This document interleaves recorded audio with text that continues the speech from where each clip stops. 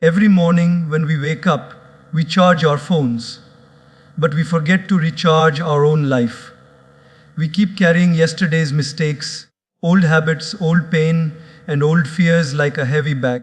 But tell me, how can you walk freely into a new future if you are chained to your old self? It's time to press Delete E on the old version of you and step into the life you are meant to live.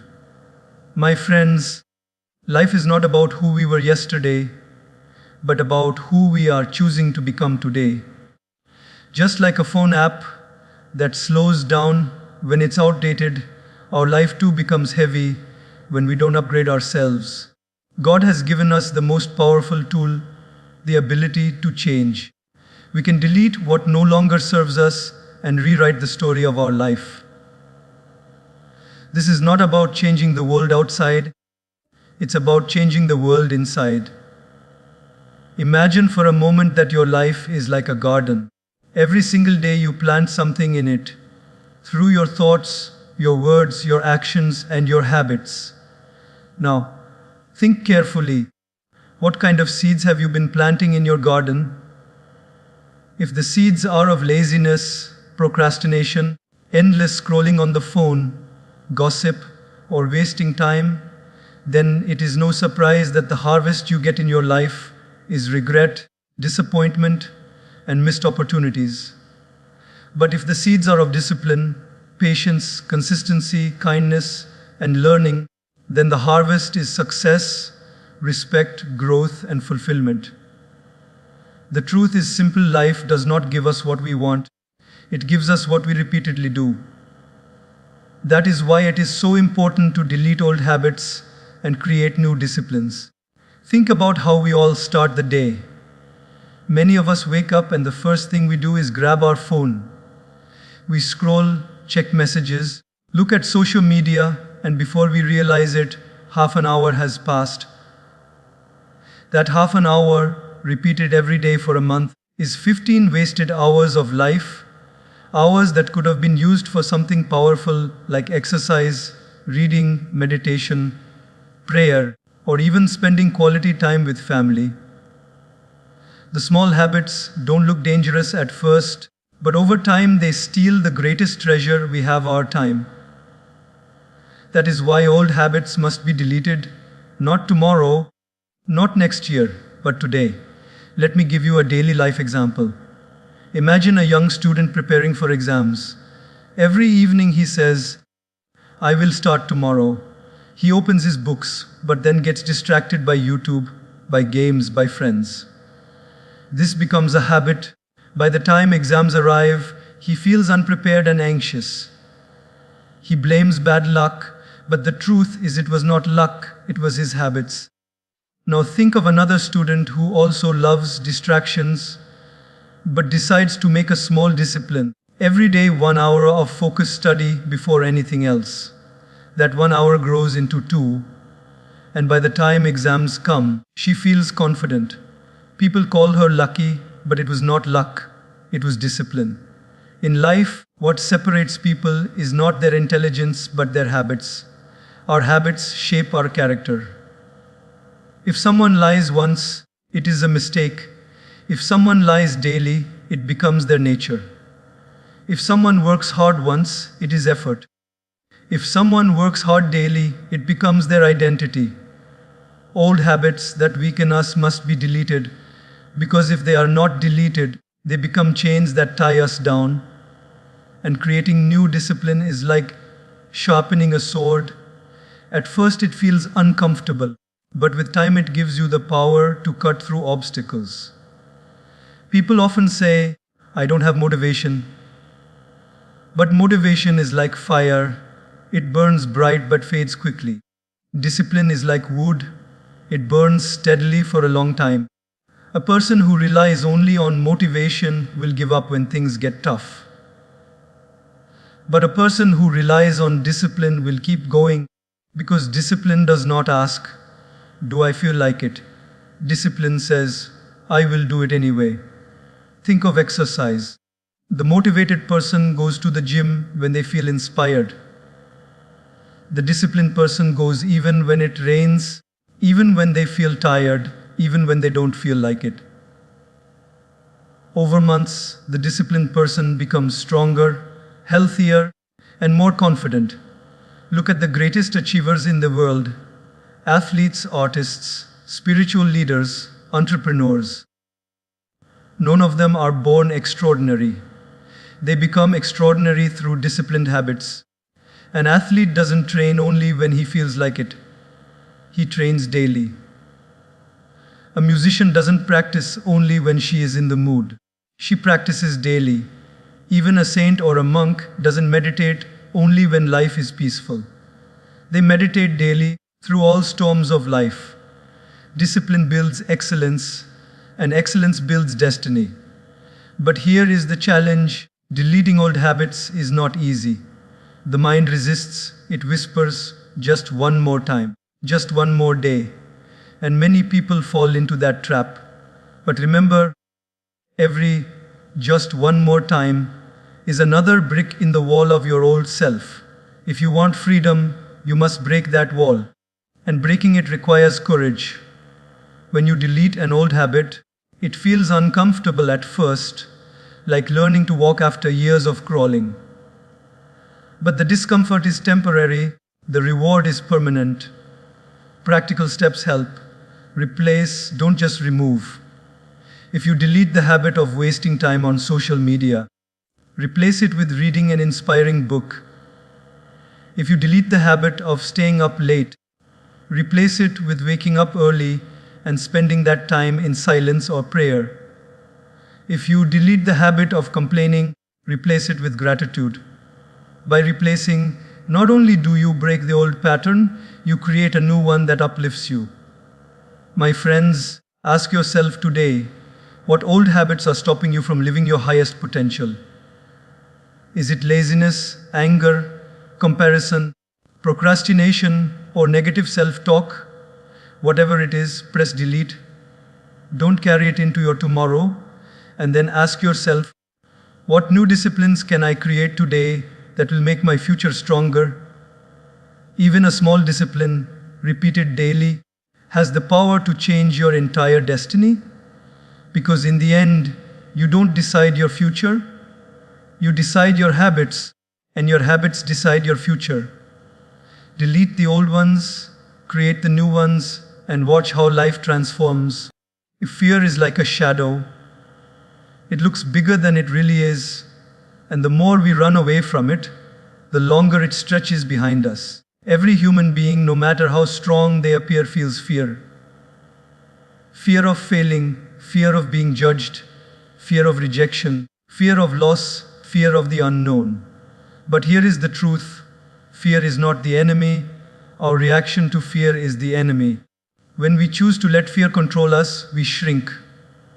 When we choose courage, we grow.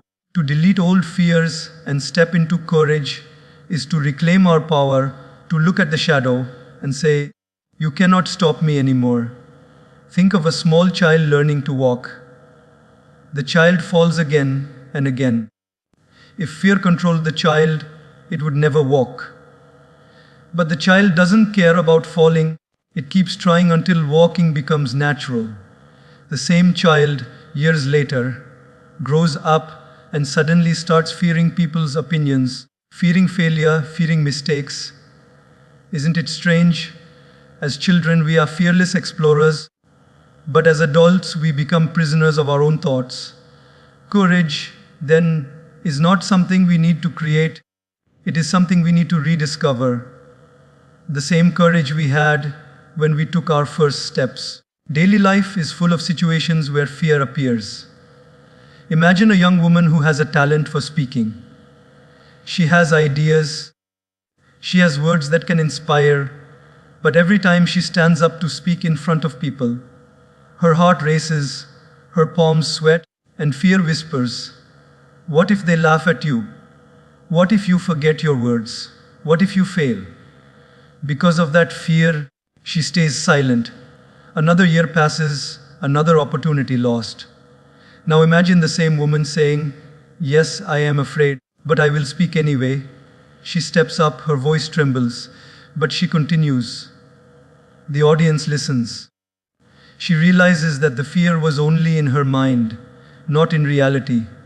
That single moment of courage changes her forever. This is how courage works. It does not mean the absence of fear. It means moving forward despite fear. A courageous person feels fear but does not bow to it. Fear says, "You cannot." Courage answers, "Watch me." Fear is a gatekeeper to growth. Every time we face it, we unlock a new level of strength inside us. Take another example. A man working in a company dreams of starting his own business. His mind is full of ideas, but his heart is full of fear. Fear says, "What if you fail? What if people laugh? What if you lose money?" And so he stays in the same job year after year, unhappy but safe. One day he decides to delete that old fear. He says, "I may fail, but failure is not the end. It is only feedback. I may lose money, but I will gain experience. I may be judged, but people's opinions cannot feed my soul." With this courage, he starts, stumbles, learns, grows, and finally builds something meaningful. Later, when people call him successful, they don't realize that his success began the day he deleted fear, not the day he made money. Fear is often built from our past experiences. Maybe we failed once and now we fear failing again. Maybe someone laughed at us once and now we fear being mocked again. Maybe we lost once and now we fear losing again. But life is not meant to be lived through old wounds. Courage is choosing to walk again even after falling. Courage is saying, "Yes, the past hurt me, but the future is still waiting for me." Notice how fear magnifies in the mind. A student about to give an exam imagines every worst case scenario. What if I forget everything? What if I get the hardest questions? What if I fail? In reality, when the exam comes, it is never as terrifying as the imagination made it. This is the secret. Fear lives in the mind more than in reality. Courage is stepping beyond the exaggerations of the mind and facing the truth. So how do we delete old fears? We replace them with small acts of courage. If you fear speaking, speak a little more each day. If you fear rejection, face it once and see that it does not break you.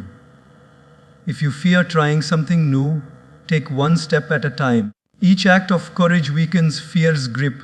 Slowly, fear loses its power and courage becomes your habit. Remember, courage is contagious. When one person shows courage, it inspires others. Think of a family where one member has the courage to chase their dream. Suddenly others feel, "If they can, maybe I can too." Courage is like fire. It spreads and lights up the darkness around it. My friends, fear will always knock on the door, but you decide whether to let it in. Delete the old fears that have kept you trapped for years. Step into courage even if your voice shakes, even if your knees tremble. Because on the other side of fear is freedom, and on the other side of courage is the life you truly deserve. Anger is like fire. If it is controlled, it can give warmth, light, and energy. But if it is uncontrolled, it burns down everything: relationships, opportunities, peace of mind, and even our health. Many people think anger is power, but in truth, uncontrolled anger is weakness. It shows that the mind has lost balance. To delete old anger and choose inner peace is to choose freedom. Because when anger controls us, we are no longer free, we become slaves to our emotions. Think about daily life. You are driving and someone cuts you off on the road. Your heart races, your blood boils, and in a moment of anger, you shout, honk, or even chase the other car. Later, you realize that the other driver has gone, but your peace has gone with him. The anger may last minutes, sometimes hours, and in some cases, even days. The other person has forgotten the incident, but you still carry it in your heart like poison. This is the danger of anger. It punishes us more than it punishes the other person. Now think of another example. At work, your colleague criticizes you unfairly. Instantly, you feel insulted and your mind begins to burn with anger. You plan revenge or you shout back. The office atmosphere becomes tense. Your productivity drops and others look at you with discomfort. But imagine if, in that same moment, instead of reacting with anger, you paused, took a deep breath, and responded with calmness. You say, "Thank you for your opinion, I'll reflect on it." Suddenly, the situation changes. The colleague is surprised, the atmosphere remains peaceful, and most importantly, you remain in control. This is not weakness, this is true strength. Anger has many faces. Sometimes it is loud shouting, sometimes it is silent resentment, sometimes it is a sharp word, and sometimes it is cold silence that hurts more than words. No matter the form, anger steals our inner harmony. Medical science even shows that constant anger increases blood pressure, weakens the heart, and shortens life. Spiritual wisdom shows that anger clouds judgment, destroys compassion, and distances us from love. Why then do we hold on to anger? Because we mistakenly believe it gives us power. But in reality, anger is like holding a burning coal in your hand, waiting to throw it at someone else. You are the one who gets burned first. Choosing peace does not mean we never feel anger. It means we learn to manage it, to redirect it. A wise person does not let anger spill out like boiling water, but channels it into positive action. For example, if you are angry about injustice, instead of screaming at the world, you can work to correct it, to help people, to make a change. In this way, anger becomes fuel for transformation rather than destruction. In families, anger is often the silent killer of love. A parent shouts at a child in frustration, and the child grows distant. A husband and wife argue in anger, and slowly walls are built between them. Over time, these walls become so thick that even love struggles to pass through. But when peace is chosen instead of anger, those walls are never built. Imagine a couple where one partner gets angry, but the other remains calm and says, "I understand you are upset. Let's talk later when we are both calm." The anger dissolves, the conversation becomes healthier, and love is preserved. That is the power of inner peace. It protects relationships. There is a story of two monks walking by a river. They see a woman struggling to cross. One monk, despite his vow of avoiding contact, carries her across on his back. Later, the other monk becomes angry and says, "Why did you carry her? You broke our rule." The first monk smiles and replies, "I carried her for 5 minutes, but you have been carrying her in your mind for hours." This is the nature of anger. We keep carrying things long after the moment has passed. Inner peace means learning to put things down. In daily life, small practices can help. When anger rises, pause before speaking. Breathe deeply, count to 10, or even walk away for a moment. This small gap between feeling and reacting is where peace is created. Another practice is forgiveness. Forgiveness does not mean the other person was right. It means you choose not to poison your own heart. By forgiving, you are not setting the other person free, you are setting yourself free. Remember, peace is not weakness. It is the greatest strength. It takes courage to stay calm when provoked, to smile when insulted, to remain silent when others shout. The peaceful person is not powerless. They are powerful in a deeper way because they control themselves while others are controlled by anger. So, my friends, delete the old anger you have been carrying for years. The anger at your parents, your colleagues, your neighbors, your friends. It is only eating your peace, not theirs. Choose inner peace because peace is not a gift from outside, it is a choice you make within. And the more you choose peace, the stronger, healthier, and happier your life becomes.